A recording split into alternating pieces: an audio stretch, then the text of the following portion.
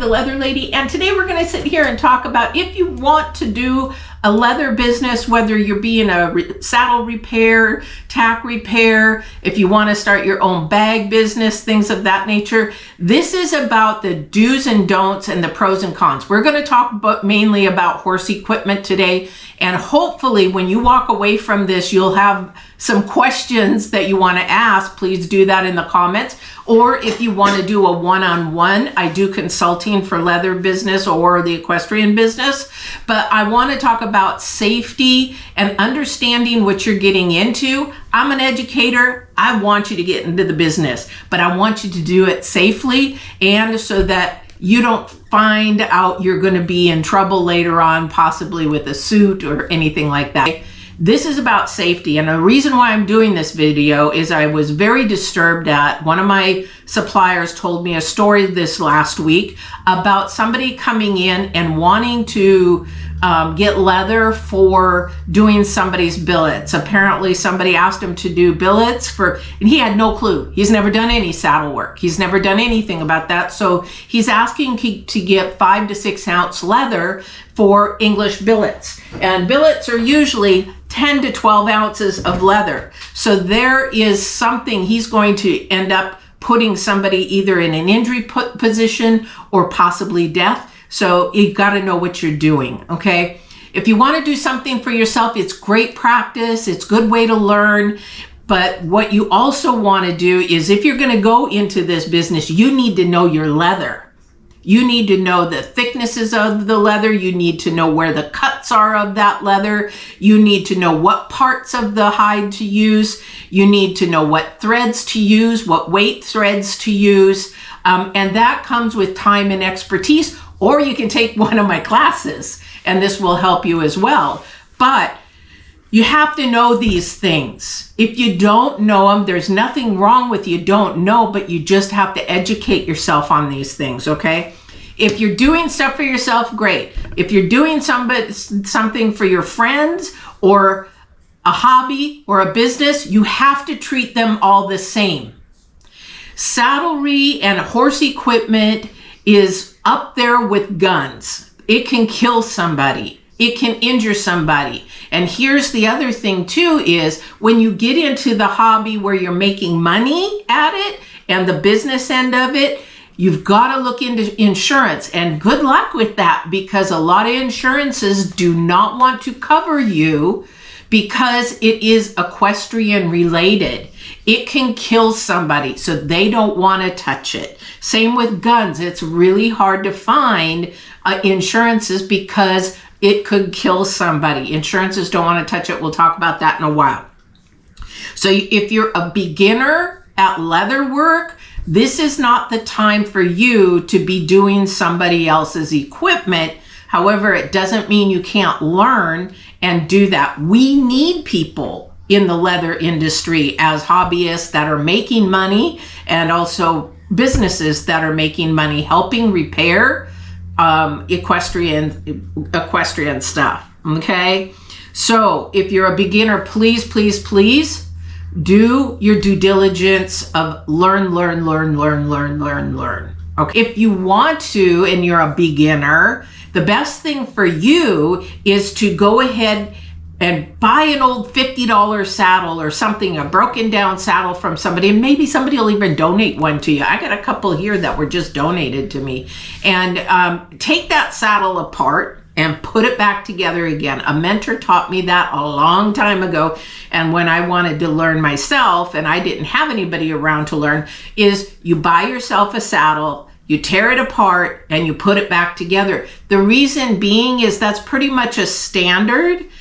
All saddles are different, and that is basically a standard, so you're getting some ideas. But let me tell you, there is English and Western saddles are different night and day, and you got to know your parts. You got to know what part is the key stress points. For example, on a Western saddle, it's your cinch, your plate riggings.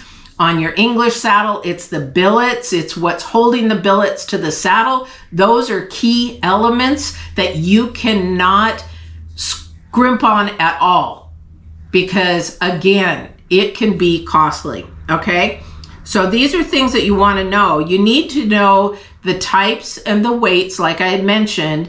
So you need to know where to cut the piece of leather that you're going to use. If you're going to use like a hide, and then you want to cut it from the belly area and you're going to use it for billets. No. These things you have to learn. Threads. What weight thread do you need? Am I using a nylon bonded? Am I using a polyurethane? Am I hand sewing it? Am I going to use my sewing machine on it? A lot of people don't realize when you get into a business, these things are important. It's not for me to dissuade you from getting into business. It's to teach you safety. Know your industry, know your skill. Okay? So you really want to know that. When you're doing hand stitching, believe it or not, depending on the weight of the threads that you're using, it can be stronger than a sewing machine. And if you're dealing with key pressure and stress points, like the reins on your bridles, you want to make sure if you're doing a repair there that you're using good, strong threads. Also, maybe even double stitching it, because when you're pulling on that rein, you get an experienced rider saying, oh yeah, I'm experienced, I've done this for a long time. And you know what? They get out on the trail and something spooks them and they're pulling back and they don't know how to do an emergency stop, and boom, the rein breaks, they're gone, they're off their saddle. We've had accidents like that on the trail, sadly, but luckily a lot of us were advanced riders. But still, it doesn't matter if you're advanced or not. A fluke, Christopher Reeves, that's an example right there. A fluke, it's just a fluke. So know that, and know what stitchings you're going to use. Know, is it going to be a saddle stitch? Is it going to, there's so many kinds of stitches to use. You use a basic stitch a lot. However, you got to know these things, all right?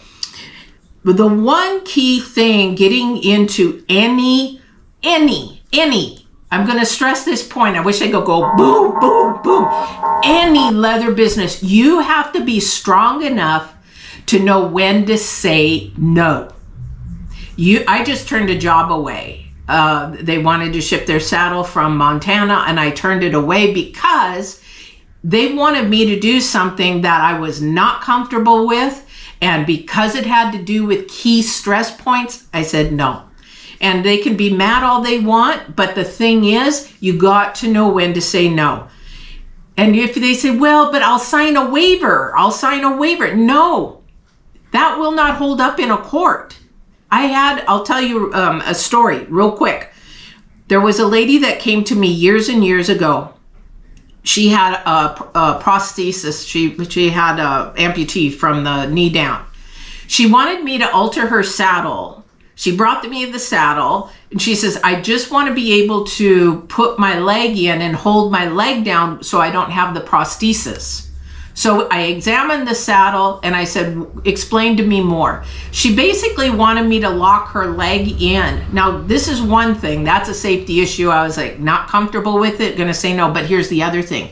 This was a Wayne Newton saddle. They were in the family. Wayne gave her this saddle and she wanted, and silver, dripping in silver. And I said, no. So she got mad at me. She wanted me to sign, she'll sign a waiver. No. The same with a saddle that was a jumping side saddle. She wanted me to sign a waiver, or she said, I'll sign a waiver. I said, no. I said, this saddle can only be used for decoration only, period. Because the tree was chipping, it was old. I'm a criminal justice major. It will not hold up in court because of the industry that we're in. Now, what you want to do is say, I'm really sorry, I'm not comfortable with this, maybe find somebody with more experience in this area, but I'm just going to have to turn this away. So learning to say no, and if you cannot do that, this is not the right time. Not saying it's not the right business, it's not the right time. When I first was starting out taking stuff, I didn't know how to say no, but I had my mentor, and I would always ask him, and he'd say, you shouldn't have taken this job, you need to give it back. And I would, because he had the expertise, I didn't. And he knew what the repercussions if I took the job. I didn't at the time. So you should have a mentor if you are just not sure. If you need a mentor in leather, again, reach out, put it in the comments, get a hold of me or whatever. Okay. So I'm gonna say that safety wise. If you take any equipment in as a hobby, or you're going to exchange money for services, anything like that, let's talk about insurance for a second. You've got to probably have about $2 million insurance policy, because if somebody, and you know what, I love people, but don't trust their word. And the reason being is, and especially if you're a tax shop, if you're a tax shop, they know if they've been in business for a while, but there's a local tax shop that I wonder how much their insurance policy is, because, or if they even have one.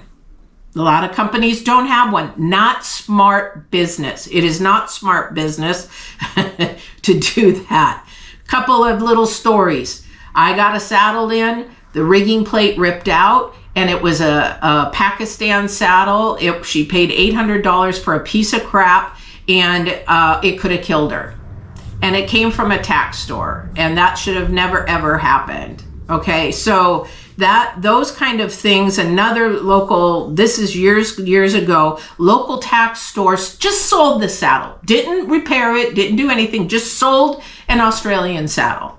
And that person went out on a trail ride, rode it, horse reared, fell over on her, killed her, and the family went and sued the tax store, and that tax store lost their house, lost the tax store, lost everything.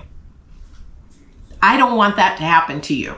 Okay, so this is why we're talking about that. So check out your insurance companies. See if you can get an insurance policy for an equestrian business. And I would say get it at $2 million, because you just never know what happens. You want to protect yourself. You always work for the best, hope for the best, but plan for the worst, okay? Especially being in criminal justice. Documentation, we'll talk about documentation. Documentation is key, even with your friends, even with your family, anything. You're going to do a repair, you're going to do anything, you're going to make something, you're going to repair something. Please, it takes, all you need to do is put on a piece of paper what you did, the date, and sign it, have them sign it, and that's good enough.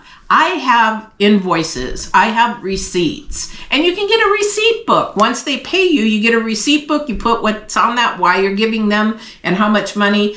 Definitely do make sure. Even horse rescues I watch on one of these judge places, because there's no documentation, they lose. Girl lost $7,000 just off of a rescue that she left the horse. She found the horse, but they took it to the rescue. The rescue paid $7,000. The girl never came and got the horse, and they got sued for $7,000. No paperwork, nothing. But the thing is that you really want to cross your T's and dot your I's. Make sure you have some kind of invoice. Make sure you have some kind of receipt, and document.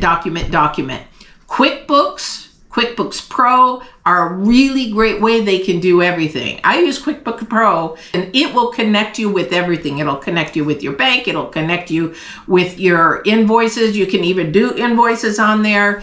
Super easy. QuickBooks Pro. I'm not a what do you call it, a sponsor for them or anything. I've just used them ever since I started business in 2004. Well, I did it in 2002, but I didn't use QuickBooks until 2004. It's made my life just wonderful. So definitely want to keep the documentation and everything like that.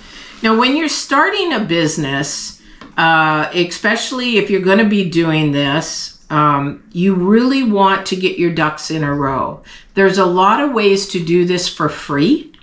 And again, I can share all that with you in a consulting thing, but there are ways. I'll tell you why. I went from being homeless to owning a business within a year, and I had, what do you call that? Loans and things like that to get started. So you can do it if this is something that you want to do. I just wanted to come on here and let you know that I would love to see more people in the leather business, but I want to see them doing it safely and protecting themselves and not doing shoddy work and endangering somebody and their life. Again, saddlery is a great and fun way to make money, but the thing is, we want you to do it properly. There's a lot of do's and don'ts, and being 65, I can share a lot of things that will cut corners. I will share a lot of things that you don't need to do that other people say that you should do, and the things of that nature. But this I came on to do because I was extremely disturbed that somebody who doesn't even know the horse industry, if you're going into holsters, know your holster, know your gun industry, know the proper things that you're going to need, because somebody comes back at you and they can't pull that revolver out quick enough, or it hangs up or does something. I mean, I speak to a gentleman in Missouri quite a bit, and we talk about that. And I even asked him, can I go ahead and put some of your, pre-made holsters in my shop? He said, absolutely not. You know nothing about guns. I respect that, because I don't know enough. I don't want somebody to go and grab it and get hung up and then they get hurt or killed. I don't want to do that. Don't put yourself in that situation. Just say, I don't know. I don't know how to do it. I want to learn how to do it, and learn how to do it. Because this was really disturbing. And it's not because I don't want them as a competitor. I want them to be a safe competitor. And that's what we need. We have our mentors are passing away. They're moving, they're retiring. It's becoming really, really a small industry. And I am here to teach and educate so that you can grow and learn in leather as far as I know. And if I don't know, I will tell you, and I will share, hey, this person, I don't know anything about cosplay or Renaissance, but I will direct you to those people that are actually in the industry for those kind of things. But when you're in the leather industry, it's pretty much all the same. If you're going to make a bag or your belt or things like that, that's a completely different thing. But when you're dealing with dog leashes, dog collars, or whatever, that you put a dog collar on a large dog, and that dog isn't trained properly and it gets away off the leash and goes and mauls another dog, you've got, again, a court battle. Again, you need to know what you're doing when you're dealing with animals, and especially horses. Horses are my industry, so that's why I came on to do this. I do hope it was helpful. Again, I'm sure you've got a lot of questions. Please put them in the comments below. Go to my website, theleatherladyllc.com, and go on the contact and ask, or if you want to book a consultation, one-on-one consultation, I can go over the pricing and everything like that. Maybe you just need a half an hour, maybe you want an hour, maybe you want a series of lessons. If you want that, if you want, just let me know. That's why I'm here to educate, and I love showing you the videos. I love having fun with them. I'm not the best. There's always going to be better than what I do, but I do love sharing what my knowledge is. Now that my surgery is all done, and hopefully no more surgeries this year. 3 was enough. All right. Anyway, I love you guys. Thank you for being in my community. Don't forget to like, share, subscribe, even just subscribe so that you know, and hit the notification so you know when I'm putting on new videos. And hopefully there's something there that will help you and learn. And if not, if it doesn't resonate for you, share it to, oh yeah, so-and-so might need this. So share it. That's all I ask. Have a wonderful day and stay blessed.